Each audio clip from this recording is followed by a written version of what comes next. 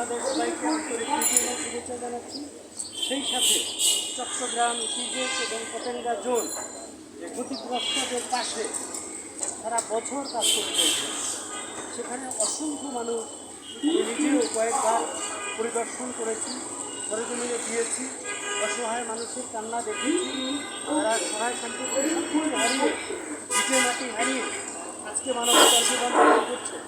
আজকের এই অনুষ্ঠান থেকে, বিশ্ব মানবাধিকার দিবসের অনুষ্ঠান থেকে আমরা সরকারের কাছে জোর দাবি জানাই যে আমাদের সরকার তাদের সম্মিলিত সহযোগিতা যেন সে ক্ষতিগ্রস্ত মানুষের অধিকার সময়ের মধ্যে বাস্তবায়ন হয়, এই দাবিতে আমরা দিচ্ছি। এদের ভিটে মাটি হারা অসহায় মানুষ, দিনমজুর, বেঁচে খাওয়া মানুষ, তাদের পাশে দাঁড়িয়েছে মানবাধিকার নেতৃবৃন্দ, চট্টগ্রাম ইপিজেড এবং পতেঙ্গা জোনের মানবাধিকার নেতৃবৃন্দ সারা বছরই কাজ